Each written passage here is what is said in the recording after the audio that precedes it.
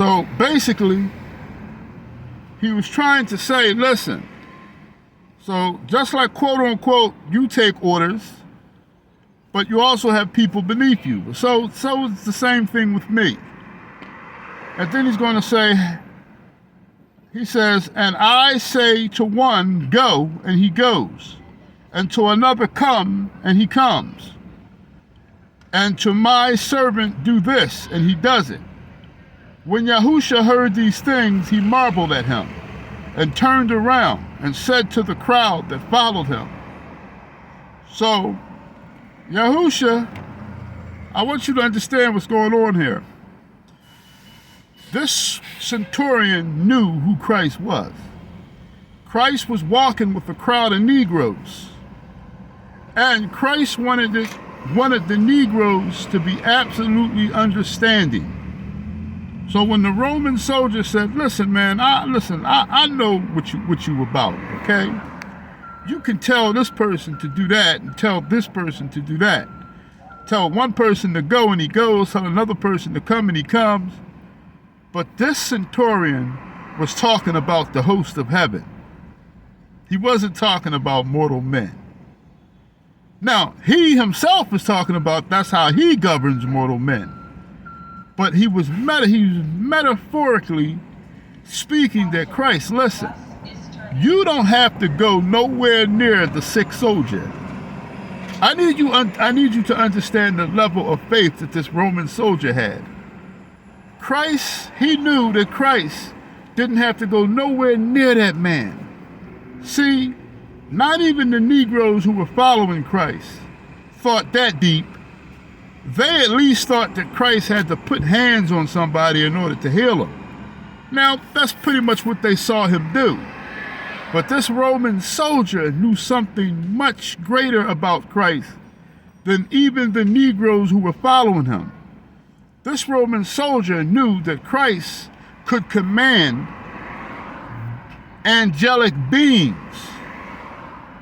And beyond that, had simply had the power of word to do anything. He said, listen, we ran out here to meet you out here because I don't want you to do no more walking. I don't want you to have to even come. My place is not worthy for you. I'm not worthy for you. I'm just asking you a favor. I'm somebody that truly has compassion for your people.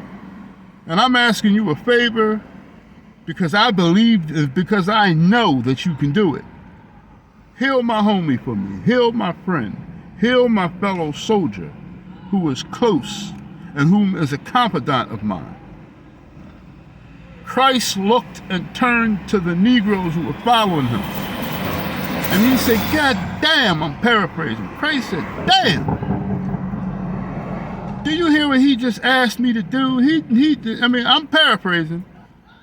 But basically he says, you Negroes don't even have that faith. No, not even amongst yourselves. Not in Israel. You Israelites do not have that amount of faith. And I'm here to speak to most of you Israelites today, most of you black people. Whether you be in religion, whether you be wrapped up or self-indulged in societal foolishness, no matter what the case may be, I'm here to tell all of you Negroes whom I have compassion for that the majority of you have a wicked heart of unbelief. About how many of you? About 66% of you have a wicked heart of unbelief. Now, this message is titled The Chosen Ones, and I want you to understand something specific about this message. So,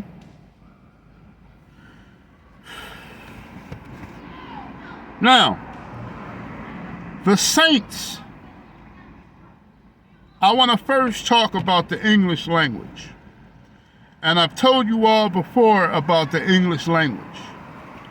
The rest of this message, I'm going to speak about 2 words that are of the English language that are awful.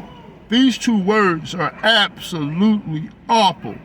They are terrible English words. And I've spoken these words time and time again, and I've told you all how I despise these words. These words are an abomination. A lot of words of the English language that try to reference biblical understanding are abominable words. The English language is abominable, and it's witchcraft. And I need you all to understand that. Okay? I need you to understand that. That's very important. All right? Now, I want y'all to please pay attention. Okay? Therefore, come out from among them and be separate, says Yahuwah. Do not touch any unclean thing, and I will welcome you. Yahuwah is speaking to black people, and he's telling black people, come out from among them and be ye separate, says Yahuwah. Do not touch any unclean thing, and I will welcome you.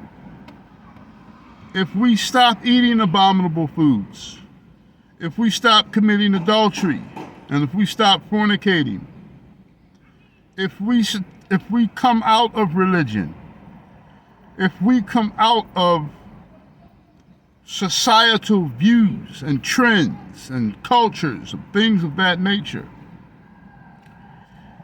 if we come out of these things, if we come out of hatred and jealousy and all of these things amongst our people which destroy us, if we come out of eating crab and lobster and pork and pig and all of these things, if we come out of these things, right?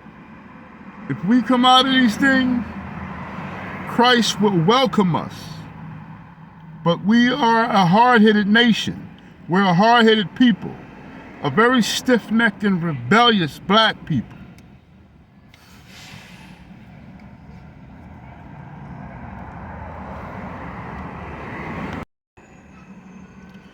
The first segment is holy. There's two segments. This is not a very long message. The first segment is holy. Okay? The first segment is holy. I've been getting some things, I just want to interlude here. I've been getting some things done. Many of you all who are monitoring my life, you should hang yourself. But for those who are doing it, who may be monitoring me, you may say, well, it doesn't look like he's doing much. But I've made some progress. Okay? When I reach a certain goal, I can start putting out more messages. But one thing is for sure, I'm not going to fall off, because if I do, Christ is going to deal a very evil punishment unto me. A punishment that I may have dished out and that I may deserve in return. The only way to stay safe is to be a prisoner of Yahushua HaMashiach, even though death is inevitable. But I don't know what he has in store for me. But nonetheless, I am a prisoner of Christ and must do his bidding, or else. Okay? So, the first segment is holy.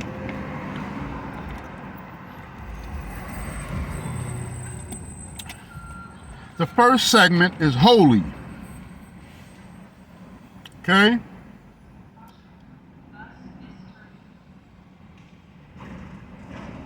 I went to a cookout yesterday,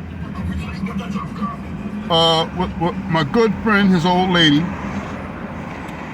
and oh my God, there were. My wife didn't want to come. My wife never wants to go anywhere.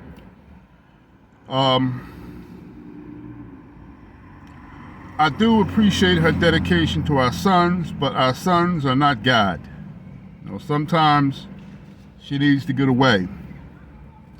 But good friend of mine, whom you've all seen me take pictures with before, we grew up from way, way down Tadpoles. Him and his old lady invited me over to a cookout. She had a lot of her co-workers there. A lot of beautiful women were there. And not only were I think it was only like 3 men there. I think it was just me. Tay was there, just myself. His old lady's brother. A couple other brothers came later. One brother came with his wife, and I think he came with his cousin. And I think one of her co-workers also had. So you're talking about maybe 6 men total there, with like no exaggeration, about 40 women in that joint, man. I went to the cookout because I just needed to. First of all, him and his old lady was throwing together their famous burgers, man. Their famous grill burgers, man. And I had a few of them things, man. And I had me some wine, and I enjoyed myself. I was actually supposed to do the message yesterday, but I had such a good time because I hardly go out and I'm hardly among people. But I enjoyed myself. And you know something? I learned something yesterday, man. First of all, my life used to be among people all the time. I don't want anyone to get me misconstrued. I used to love to be around people. It's just that I see society different now. Ever since my ministry took off and everything like that, took off running and things, I see society different. But there were a lot of nice young ladies there, very kind. And no, I didn't know anybody necessarily, because you don't really know anybody just from. I mean, there was a lot of them there I knew, but they all treated me nicely. They were very nice young women, very respectful for the most part, and I just had a good time. I enjoyed myself. Okay. And I learned some things, man. Something that I understand about this black people is, yeah, we are a wicked people. But I want us all to understand something. And I want you Negroes to listen very carefully. We are not a more wicked people than Caucasians. We are not a more wicked people than Arabs. We're not a more wicked people than Chinese people.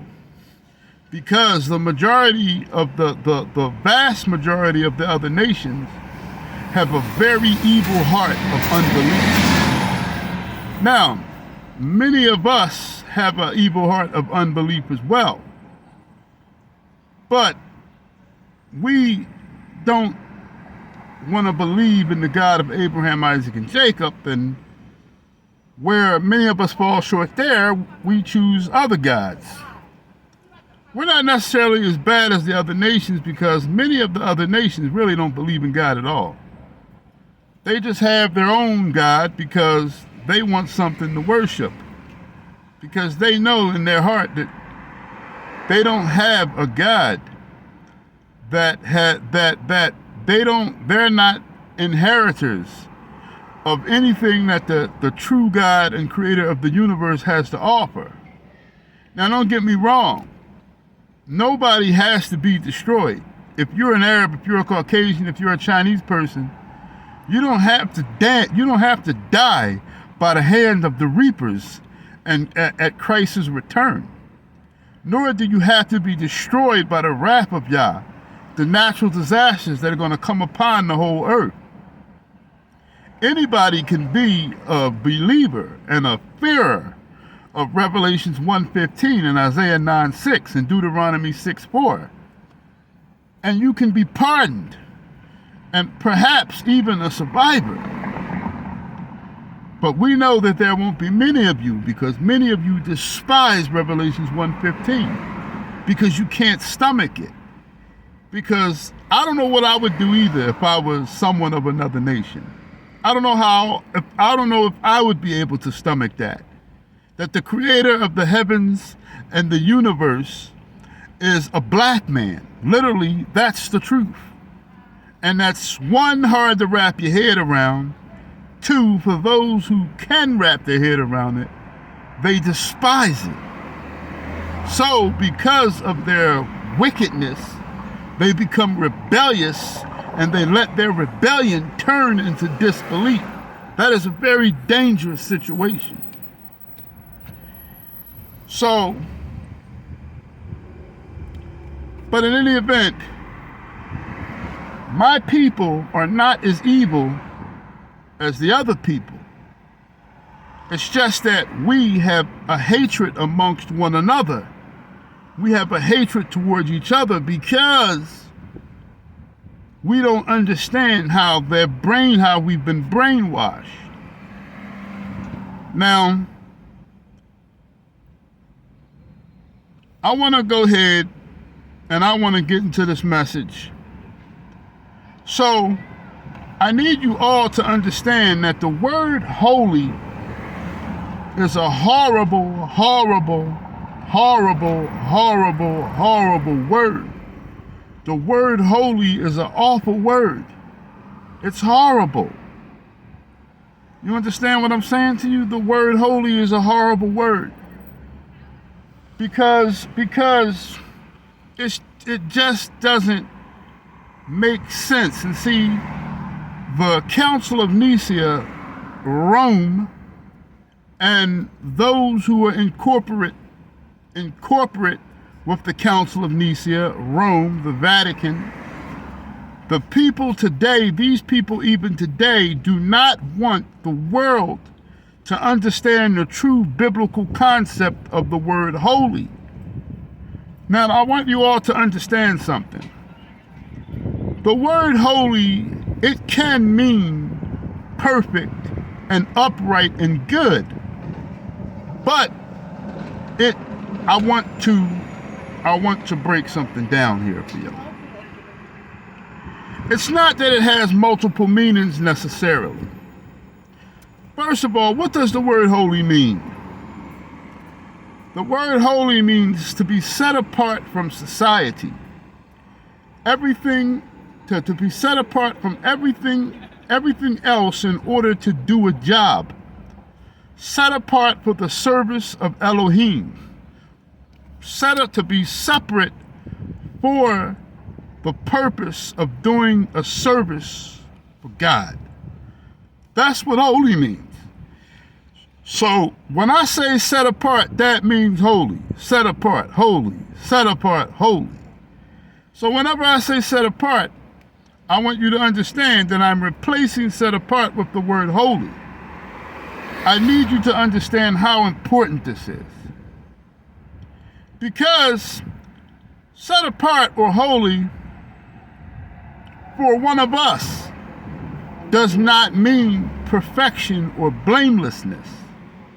Why? Because the only way that we can be blameless is to be in union with Yahushua HaMashiach, who is the Holy One of Israel. See, there's only one Holy One of Israel, and the holy that pertains to him means perfection and loftiness and high and sanctification and purity and goodness and righteousness. Now, we can obtain those things on a lower level through being in union with him, but at the end of the day, we still will never walk perfectly, even if we walk set apart. It just means we're striving in the faith to be servants or to have an intimacy with the Creator. so that we can see society differently and try to walk in the rules and regulations of Elohim and not according to this world, which is destruction. That's what it means. It doesn't mean that you are somebody who walks around and can't trip, never trips, never stutters, never looks at a fat, you never do nothing. You got these people on YouTube sitting up, many of you all, you sit up in your attire and you want people. Now, are there better commandment followers than others? Yes, there is. There are better commandment followers than others. So in other words, there could be somebody who is set apart, who is a better commandment follower than somebody else who is set apart. But they're both set apart in Christ. One is striving while the other may be a little higher or a little bit more sanctified in his or her walk. But at the end of the day, it says that even the righteous, at the end of the day, all of the righteous whom are set apart, all of the righteous are in the same category, quote unquote. And it says that even it says that the righteous will barely make it. We're talking about these people who you so-called can see no wrong in. They're going to barely make it. Why?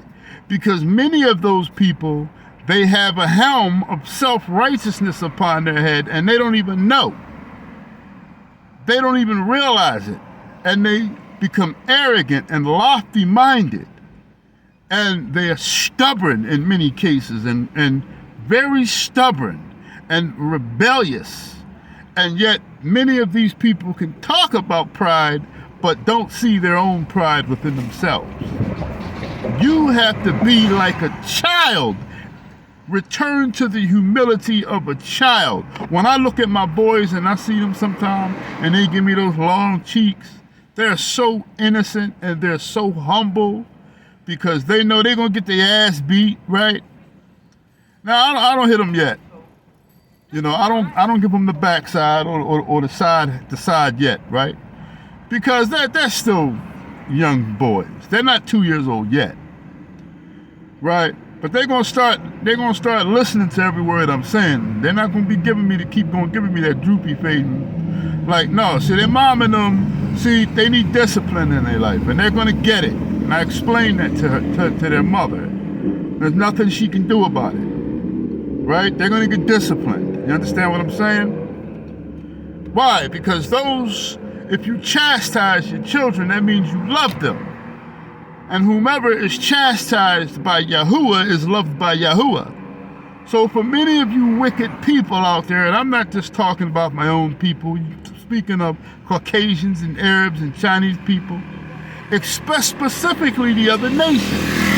See, if you're of another nation, you're in danger because your evilness will most likely not go checked. Why? Because yes, even though he's the creator and the God of all flesh, ultimately he is the God of Israel, the God of the black people. That's what the Bible says. Meaning we are of his inheritance. We will inherit the things that he will inherit, which is the kingdom. Okay? The kingdom is only for the Israelites. But if anyone fears, Revelation 1:14 and 15, they can be pardoned. Okay? Fear Christ. All right? So we need to understand what the word holy means. Do not let the English language defile your thinking. So as for us mortals, it doesn't mean blamelessness or perfection, but it means striving in the relationship of Yahusha, with the unity and the intimacy, knowing Yadah Elohim through the spirit of Elohim, and walking not according to society, but walking according to the spirit of God, which many of you don't believe in and can't wrap around your head. Be right back.